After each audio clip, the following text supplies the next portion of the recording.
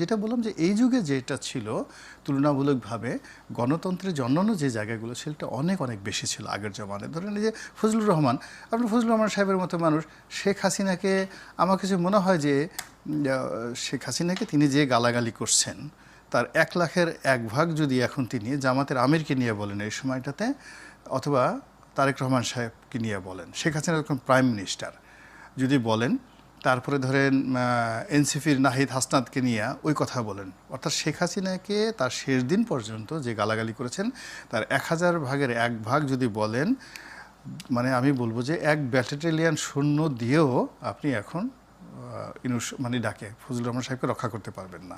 এটি হলো বাস্তবতা। 4-5 জন লোক ওনার বাসার সামনে গিয়া এই মফ করছে, তার বিচার চাই, গ্রেপ্তার চাই, আর তার ভয়ে সে পুরো দেখা বিএনপি অফিস থরথর করে কেঁপে তা একে বলছে তাকে 24 ঘন্টার মধ্যে জবাবদিহি করতে হবে। গোলাম মোল্লা রনি, আপনি বলেছিলেন যে এই সময়কার চেয়ে আগের সময়, এই সময়ের চেয়ে আগের সময়ের গণতন্ত্র অনেকখানি ভালো ছিল। যে গণতন্ত্র নিয়ে শেখ হাসিনাকে সবচেয়ে বড় স্বৈরাচার বলা হয়, ফ্যাসিস্ট বলা হয়, কিন্তু আপনার মনে হচ্ছে এখনকার চেয়ে তখন কম ছিল। মানে এটা একটা খুবই বিপরীতমুখী কথা হয়ে গেল কিনা এই সময়কার প্রেক্ষিতে? ব্যাপারটা হলো যে গণতন্ত্র এটা ওয়াইড, মানে শস্যক্ষেত্র। শেখ হাসিনা যে কাজগুলো করেছিলেন জঘন্য, সেটা হলো প্রথমত নির্বাচন ব্যবস্থা থেকে ধ্বংস করে দিয়েছিলেন। তার বিরুদ্ধে মূল অভিযোগ ছিল নির্বাচন। গণতন্ত্র বলতে যদি ধরেন বাক স্বাধীনতা, সংবাদপত্রের স্বাধীনতা, অর্থনৈতিক স্বাধীনতা, শিল্প কলকারখানা গড়ে তোলার স্বাধীনতা, তাহলে আপনি দেখবেন যে ওই সময়টাতে আপনি এই যে টকশোর কথাই চিন্তা করেন। টকশো আমি পার্লামেন্টে বলি, আমি যে পার্লামেন্টে ছিলাম পাপিয়া ছিল সেখানে, শেখ হাসিনা প্রধানমন্ত্রী উপস্থিত, পাশে তার বিআই যেটা মোশাররফ সাহেব উপস্থিত। পাপিয়া সংসদে রেকর্ড বক্তব্য দিল যে শেখ হাসিনার সঙ্গে, মাননীয় প্রধানমন্ত্রী শেখ হাসিনার সঙ্গে তার বিআইয়ের পরকীয়া সম্পর্ক ছিল এবং ওই বিআইয়ের কোলে সারাদিন গিয়ে সে বসে থাকতো। বসে থাকার কারণে ওই বিআই এই শেখ হাসিনার প্রেমে পড়ে তার নিজের বউকে গলা টিপে মেরে ফেলেছে। পার্লামেন্টে এই কথা বলেছে। আপনি ডেমোক্রেসি কাকে বলে? একটু শব্দ তো হয়নি। ওই যে নীলুফার চৌধুরীর মণি, ওই মানে আব্দুল মুহিত, তা আমাদের বলতেছে আমাদের এই পার্লামেন্টে একজন মাল মুহিত আছে, বয়স্ক মানুষ, তো উনি তো বুড়া মানুষ, লাফায় উঠছে, আমাকে এই কথা বললো, শেখ হাসিনা থেকে টাইনে বসাইছে যে থামো। আমি ওই দলের সংসদ সদস্য ছিলাম। আমি টকশোতে এসে বলতাম যে কিসের প্রধানমন্ত্রী, উনি কী চালায়? ওনার তো কোনো চেইন অফ কমান্ড নেই।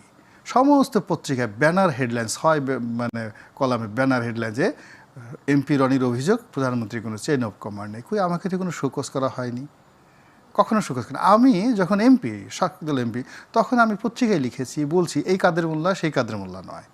সারা দেশের কাদের মোল্লার উস্তাবাজি বৈকালিক গান জেল থেকে বের হয়ে, কই আমাকে তো কেউ জিজ্ঞাসা করেনি।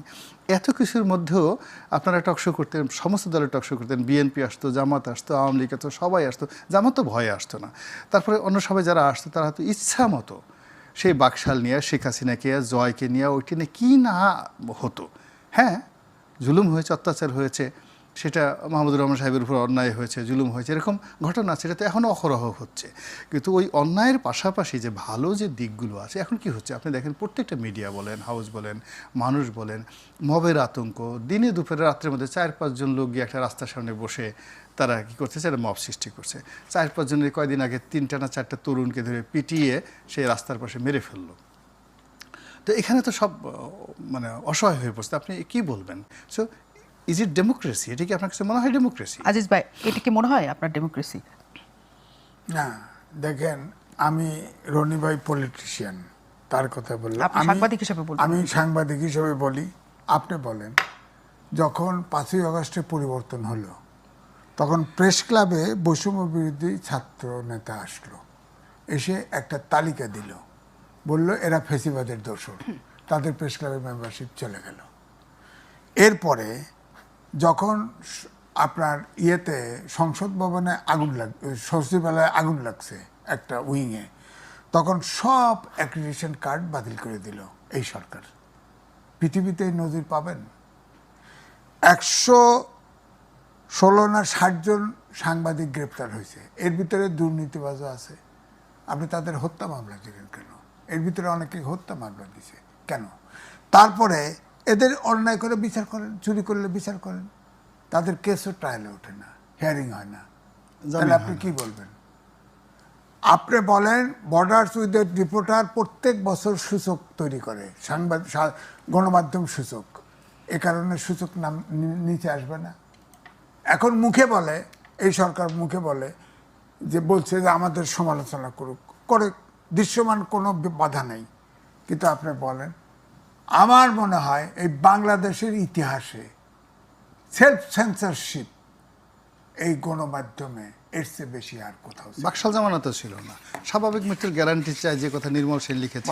যারা গণতন্ত্র আনার কথা বলেছে তারাই নির্বাচনে যাবে না বলে হুমকি দিচ্ছে, যেমন এনসিপি এবং একই সাথে জামাতে ইসলামও এক ধরনের নির্বাচন নিয়ে মাঝে মাঝে নেতিবাচক মন্তব্য দিচ্ছেন। ফলে নির্বাচন হবে কি হবে না এই ব্যাপারে আমার মতামত হচ্ছে নির্বাচন হবে, কিন্তু সাধারণ মানুষের সঙ্গে আমি কথা বলে বুঝি যে তাদের মনে যথেষ্ট সন্দেহ আছে। নির্বাচন নিয়ে আরো সন্দেহ রয়েছে এটি যে নির্বাচন কি আদৌ নিরপেক্ষ হবে কিনা। ফলে মানুষ চায় এমন একটা নির্বাচন হবে যেখানে সবাই অংশ নিতে পারবে এবং সবাই মনের আনন্দে স্বাধীনভাবে ভোট দিতে পারবে, কোনো ধর্মীয় সম্প্রদায় কিংবা কোনো রাজনৈতিক পক্ষ বঞ্চিত হবে না। কিন্তু এখন যে পরিস্থিতি তাতে দেখা যাচ্ছে যে এক একটি রাজনৈতিক পক্ষ আরেকটি রাজনৈতিক পক্ষের প্রতি যুদ্ধংদেহী, তারা একে অন্যকে নানান রকম ট্যাগিং দিচ্ছে, তারা বিভিন্ন জনের অধিকার কেড়ে নেওয়ার বিষয়ে প্রকাশ্যে আলোচনা করছে। সেই কারণে আমি মনে করি যে নির্বাচন নিয়ে সংশয় আছে। প্রধান উপদেষ্টা গিয়েছেন একটি রাজনৈতিক দলের প্রধানের সঙ্গে দেখা করতে, তিনি লন্ডনে থাকেন এবং তিনি কিন্তু তার সঙ্গে দেখা করতে গিয়েছেন এই কথা বলে যান নাই, সেখানে তার অন্য কাজ ছিল, সেই কাজের ফাঁকে তিনি দেখা করেছেন।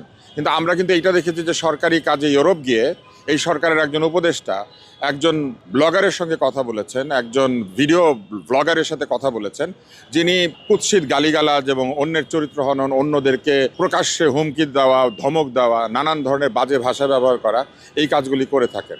সরকারের একজন উপদেষ্টা তার সরকারি ট্যুর থেকে ডিট্যুর করে অন্য দেশে গিয়ে তার সাথে দেখা করে ছবি তুলতে পারলে কোনো অসুবিধা হয় না। আমি মনে করি যেটা এক ধরনের, সোজা বাংলায় বলতে গেলে এটা বেয়াদ্দবি। দেশের পরিস্থিতি আসলে তিন জায়গাতে তিন রকম। আইন শৃঙ্খলার অবনতি ঘটেছে চরমভাবে, দেশে মবের সংস্কৃতি তৈরি হয়েছে এবং দেশে এক ধরনের আইন তৈরি হয়েছে যেখানে এক পক্ষকে অপরাধী করা হয় যে অপরাধে, অন্য পক্ষকে সেই অপরাধে বীর বলে ঘোষণা করা হচ্ছে। মারামারি, গন্ডগোল, অপমান, অত্যাচার, চাঁদাবাজি যেই করুক সেই অপরাধী। কিন্তু আমরা লক্ষ্য করছি যে একটি দল সেটা করলে বলা হচ্ছে এটা ক্ষোভের প্রকাশ, এটা তো হবেই, এটাই হওয়ার কথা ছিল, এগুলা কিছু না। আর অন্যরা প্রতিবাদ করতে গেলেও তাদেরকে ধরে নিয়ে যাওয়া হচ্ছে, গরম পানি ছিটানো হচ্ছে, মার দেওয়া হচ্ছে,